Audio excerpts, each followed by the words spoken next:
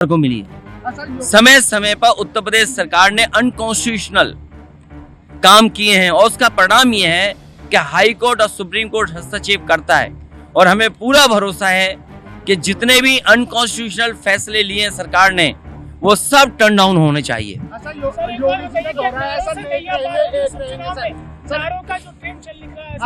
देखिए, divide and rule, ये सुधार हमारे पत्रकार साथियों को कहीं सुधार सुनने को मिल गया। ये सुधार नहीं है। डिवाइड का हिंदी क्या है? बांटो। डिवाइड एंड रूल नारा दिया था अंग्रेजों ने, और अंग्रेज तो चले गए लेकिन अपने वचन छोड़ गए। ये वचनवंशी लोग हैं अंग्रेजों के, इसीलिए इन्होंने इस तरह के नारा दिया था। ये भारत और खासकर उत्तर प्रदेश का समाज ऐसे नारों को कभी स्वीकार नहीं कर सकता है।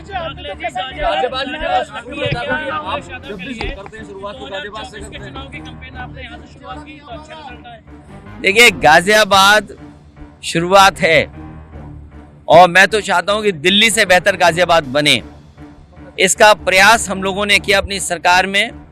तमाम वो इंफ्रास्ट्रक्चर के प्रोजेक्ट जो बहुत ज़रूरी थे गाजियाबाद के लिए, वो नेताजी ने या पुराने जो आप देखोगे इंफ्रास्ट्रक्चर काम, वो कांग्रेस। नमस्कार, SPN 9 न्यूज़ में आपका स्वागत है। मैं हूं आपके साथ दिनेश कुमार। उत्तर प्रदेश का सियासी मैदान और इस सियासी मैदान में तैयार हो चुके राजनीति के महारथी, लगातार राजनीतिक दलों के बड़े बड़े कद्दावर नेता एक दूसरे पर आरोप लगाते हुए नजर आ रहे हैं, निशाना साधते हुए नजर आ रहे हैं। उत्तर प्रदेश का उपचुनाव काफी दिलचस्प हो चुका है। इस बीच आपको बता दें कि समाजवादी पार्टी के राष्ट्रीय महासचिव शिवपाल यादव तमाम सीटों पर यहां पर उपचुनाव के लिए चुनाव प्रचार करते हुए नजर आ रहे हैं। करहल सीट की बात करें, कटहरी सीट की बात करें या फिर मंझुआ सीट की बात करें, तमाम सीटों पर यहां लगातार शिवपाल यादव जन प्रचार में जुटे हुए हैं। सीसामऊ पहुंचते हैं, वहां पर नसीम सोलंकी के लिए जन प्रचार करते हुए नजर आते हैं और भारी मात्रा में उनको जन समर्थन भी मिलता हुआ दिखाई देता है। ऐसे में शिवपाल यादव का यह दावा है कि उत्तर प्रदेश की योगी आदित्यनाथ सरकार सिर्फ बांटने और काटने की राजनीति कर रही है, जबकि समाजवादी पार्टी सर्व समाज को एक साथ लेकर के यहाँ पर जोड़ने की राजनीति कर रही है। हमें लोकसभा चुनाव में बेहतरीन नतीजे मिले और विधानसभा के उपचुनाव में भी उन नतीजों को दोहराया जाएगा। इसके साथ साथ शिवपाल यादव ने यह भी कहा कि योगी आदित्यनाथ का जो पैंतरा था वो अब फेल हो चुका है और आगे आने वाले वक्त में यहाँ बीजेपी का उत्तर प्रदेश से सुपड़ा साफ होता हुआ नजर आएगा।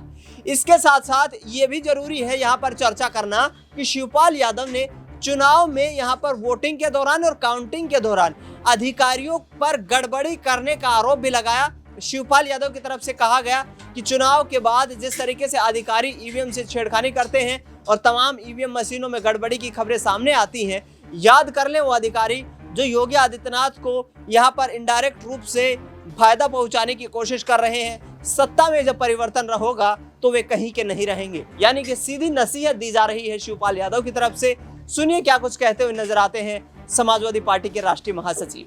यहाँ पे अधिकारियों को निर्देश दिए गए हैं इस चुनाव में भारतीय जनता पार्टी की मदद। मुझे उम्मीद है कि सीनियर अधिकारियों को निष्पक्ष से चुनाव कराएंगे, इसलिए निष्पक्ष चुनाव होना चाहिए, पारदर्शी चुनाव होना चाहिए। इस चुनाव में बेईमानी नहीं होना चाहिए और इसलिए नहीं होना चाहिए जो भी अधिकारियों ने नौकरी जब शपथ ली थी, नौकरी में आने पर सफल ली थी, संविधान की भी कसम ली थी, ईश्वर की भी कसम दी थी, तो उनको अधिकारियों को काम करना चाहिए। जिताना है, भारी मोहब्बत से जिताना है और भारतीय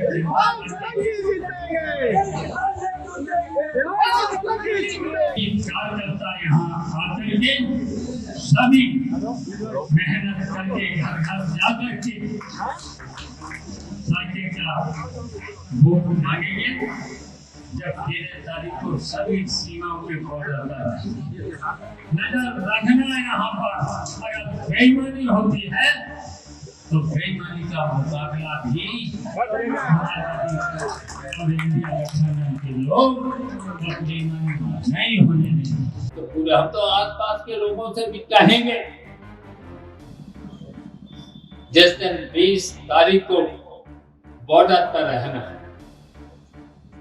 बॉर्डर पर रहना, जितने भी 10-12 जिले हैं सब बॉर्डर पर निर्देश देंगे, बॉर्डर पर रहेंगे। अगर बेईमानी होती है तो फिर वो लोग कचहरी में घुस सकते हैं। अगर बेईमानी होती है तो, अगर बेईमानी निष्पक्ष चुनाव होता है तो वहां फिर अंदर आने की कोई जरूरत नहीं। जब बेईमानी करेंगे फिर क्या है? समाजवादियों को तो इतिहास रहा है, जहां पर जुल्म होगा, जहां पर अन्याय होगा, जहां पर बेईमानी होगी, उसका डट करके मुकाबला किया। मुकाबला करेंगे हम लोग, मुकाबला करेंगे हम लोग, जेल को नहीं डरते।